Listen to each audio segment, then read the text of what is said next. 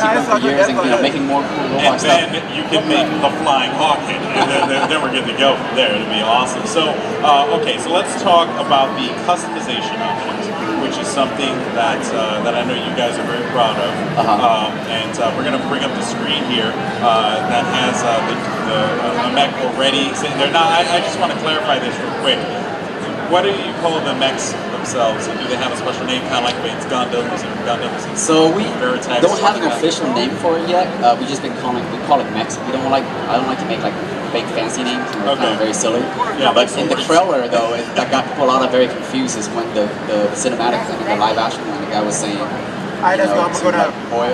oil axe. Yeah. And people think it's like an axe, like why does an axe that's oiling? It's actually somebody came up with the idea of calling it like an axe, AXE for like exoskeleton armor or something like that, yeah. So I think X could be a name we might call it, but we haven't really officially made a name for it yet. I would totally be down with that. And that would actually clear up the confusion in the live action.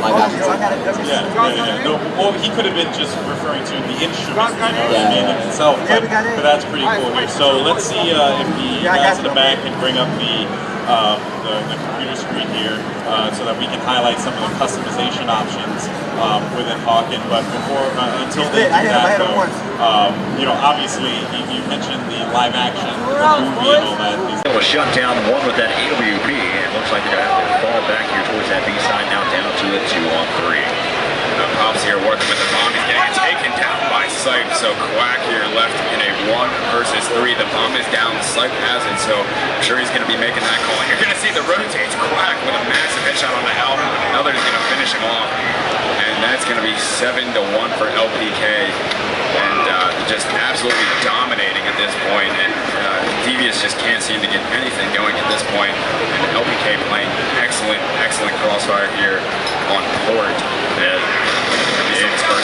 If you're just now joining us again, this is a single elimination best of 3, and LPK won the first map there on Black Widow, 14-7. As we take a look here and see right now, again, score now 7-1. Alvin and the Duke both have ops in hand. You had mentioned it in the pregame, and that's exactly the case right now. 4-on-2 now. Quack and Chubb are going to be left here from Devious. They have the bomb in 1 minute 50 seconds, so plenty of time to work this one out. Work their way around the map, and Chubb is just going to cruise it around some of the B tunnels here with Eagle. He does have the off. Quack taking down Sight though, so a 2-on-3 now.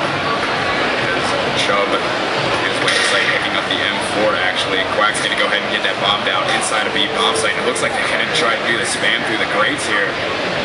Not getting anything though. The nade's going to go down. That's going to land right onto another. Excellent work from Chubb, taking down another. So a 2-on-2 now as Alvin is finishing off Chubb, and it's going to be all on Quack here. And Devious needs this round. 8-1, down to a 5-on-3 with Chase. West side, let's go. Ready, man? Yeah, hell yeah. Oh yeah. I'm not sure. I heard it was playing like a lot later though. Back to spawn. Super cool. Over. Supposed to make Alvin doors. You don't want to fake too good. Alright, man.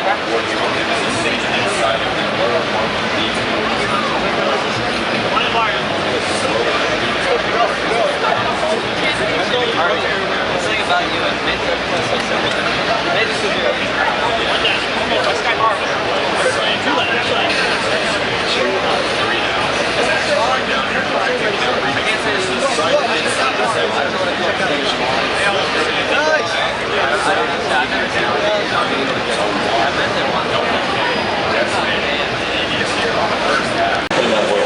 So, I mean, esports has been a buzzword as of late for a lot of developers.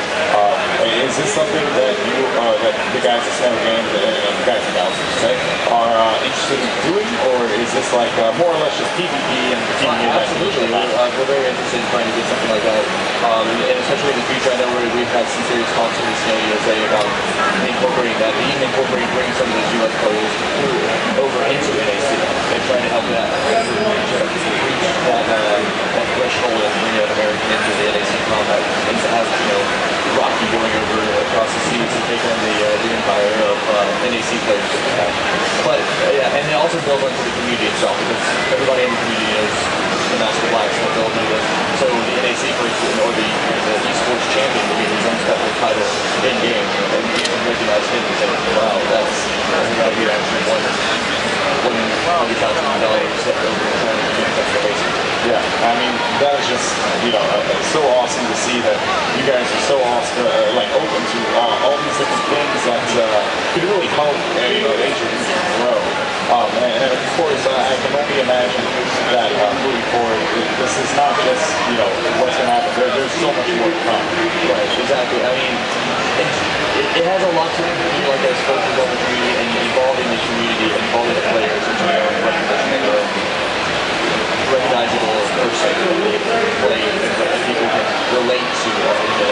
There's a story that we had a man in Villa Beta spent the equivalent of $16,000 on his sword, but it's just clothes. No one else can have it, no GM could ever create it. All it is clothes. It didn't give you a special attack, it just looks fun. And people could recognize him and his status of saying, that's the guy who threw away a lot of money on a pretty glowy lightsaber. Or he could be, heralded by all the different people there and like looked at as someone honorable because it depends on how the community reacts to him. Exactly. I mean, I could see them a murderer and realize, oh, he's a bad person, or I could say that he's a really good fighter because he's fought for so long and taken out so many people. Exactly. So that's it. He has the skill to beat people, at the same time he chooses to fight people, so he's not, in essence, a great player. And this is